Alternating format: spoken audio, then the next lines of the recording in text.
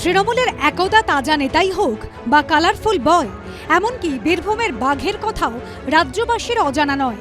কিন্তু তৃণমূলের মধ্যে যে এত লক্ষ্মী ছেলে ছড়াছড়ি তা কে জানত? সরকারি প্রকল্পের নগদ নারায়ণ পেতে জেলায় জেলায় পুরুষরাও যে লক্ষ্মী সেজে বসেছিলেন তার হদিশ মিলছে একের পর এক। বেশিরভাগ ক্ষেত্রেই অভিযোগের আঙুল উঠেছে তৃণমূলের দিকে। লক্ষ্মীর ভাণ্ডার লুট করেছেন, মানি লন্ডারিংয়েও এদের কেসকে ট্রান্সফার করার জন্য আমরা ডাইরেকশন দিয়েছি। অবৈধ অনুপ্রবেশকারীরা তো পাচ্ছেন, তার সাথে সাথে হাজার হাজার তৃণমূল কংগ্রেসের নেতা যারা মহিলা নন বা এই কর্মসূচির আওতায় আসেন না, তারা লক্ষ্মীর ভাণ্ডার লুট করেছেন, সেটা আমরা পেয়েছি। আমরা কাউকে ছাড়বো না। এই প্রেক্ষাপটে 173 জন পুরুষ লক্ষ্মীর হদিশ মিলল নদিয়ার কৃষ্ণনগর 2 নম্বর ব্লকে। বিডিও অফিস সূত্রে খবর, চলতি বছরের ফেব্রুয়ারি মাস থেকে এই ব্লকে অন্তত 173 জন পুরুষ উপভোক্তার নাম ঢোকানো হয়েছে লক্ষ্মীর ভাণ্ডার প্রকল্পের তালিকায়। এতদিন তাঁদের অ্যাকাউন্টে ঢুকেছে টাকা, আর এদের সকলের নাম উপভোক্তার তালিকা থেকে বাদ দেওয়ার জন্য জেলা শাসকের কাছে আবেদন জানানো হয়েছে। প্রশাসন সূত্রে খবর, ঘটনায় ভোলা শীল নামে বিডিও অফিসের এক কর্মীকে শোকজ করা হয়েছে, যিনি এলাকায় তৃণমূল কর্মী বলেই পরিচিত। গ্যাসের দোকান ছিল, দিয়ে গ্যাসের দোকান ঘর ছিল, টিনের ঘর, এখন পাকা ঘর হয়ে গেছে। কাজে দুবুলে বাজারেই করতো, ও লক্ষ্মীর ভান্ডারে কাগজপত্র ওই করতো। কেন 12 পাতার ফর্ম দিয়েছে এটা তার উদাহরণ। এই 12 পাতার ফর্ম কে কেন্দ্র করেই দেখুন কিভাবে ঘুঘুর ভাষা ছিল, সেই ঘুঘুর ভাষা বেরিয়ে পড়েছে। আমরা শুধু এই 173 জন নয়, আমাদের কাছে আরো অনেক ইনফরমেশন আছে।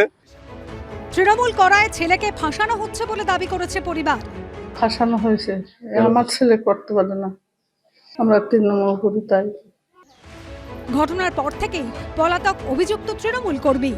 অন্যদিকে মালদার হরিশ্চন্দ্রপুরে উঠেছে লক্ষ্মীর ভাণ্ডারে দুর্নীতির অভিযোগ। ইনি নুন নাহার বিবি, স্থানীয় বাসিন্দা। এই মহিলার অভিযোগ, 2020 সালে লক্ষ্মীর ভাণ্ডারের জন্য তিনি আবেদন করেন, কিন্তু তার অ্যাকাউন্টে আজ পর্যন্ত কোনো টাকা ঢোকেনি। আপনি কি লক্ষ্মী ভাণ্ডারের টাকা পান? না, টাকা পাইনি, জমা করেছি কাগজপত্র, তো টাকা পাইনি। কবে জমা করেছিলেন?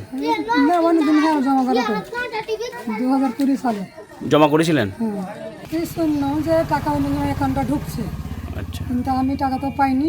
পাননি না? না। পরে জানা যায় মহিলার নামে বরাদ্দ টাকা নিয়মিত জমা পড়েছে গোলাম মোর্তাজা নামে তারই এক প্রতিবেশীর অ্যাকাউন্টে। এই টাকা যে ঢুকছে এইটা আমি জানতাম না, আপনাদের মারফতে জানতে পেরেছি, যার ফলে আমি ব্যাংকে গিয়ে চেক করার পর দেখলাম যে না ঢুকেছে। কিন্তু এই ঢোকা বা এই যে টাকা আসার পেছনে এটার কোনো আমার সম্পর্ক নেই। এই নিয়ে তৃণমূলের সমালোচনায় সরব বিজেপি। তৃণমূল সরকার থাকাকালীন এরা সব নেতারাই লুটে পুটে টাকা খেয়েছে। সেই টাকা, যে টাকাটা ওরা লুটেছে, ওই টাকা ওদেরকে ফেরত দিতে হবে। पहले जो यहाँ का वीडियो था, जो भी था, मेरे को आइडिया नहीं है, जो भी यहाँ एमएलए था, ये लोग का मिला भगत है, सब मिल की करा है। मेरा ही सबसे ये लोग मिलजुल की करा है। लेडीज़ का पैसा जेंट्स का खाते में गुजरा तो दुर्नीति तो हुआ है। সূত্রের খবর, অভিযুক্ত গোলাম মোর্তাজা কিছুদিন আগে স্থানীয় ব্যাংক থেকে ঋণ নেন, কিন্তু ঋণের টাকা শোধ না করায় তার অ্যাকাউন্ট পরীক্ষা করে ব্যাংক কর্তৃপক্ষ। তখনই দেখা যায় তার অ্যাকাউন্টে ঢুকছে লক্ষ্মীর ভাণ্ডারের টাকা। বিষয়টি জানাজানি হতেই হরিশ্চন্দ্রপুর থানায় অভিযোগ দায়ের করেছেন মহিলা। আর এই নিয়ে হরিশ্চন্দ্রপুর 2-এর বিডিও রাজা আদব জানিয়েছেন বিষয়টি খতিয়ে দেখা হচ্ছে। অভিজিৎ চৌধুরী ও প্রদ্যোৎ সরকারের রিপোর্ট, এবিপি আনন্দ। এবিপি আনন্দ, এগিয়ে থাকে, এগিয়ে রাখে।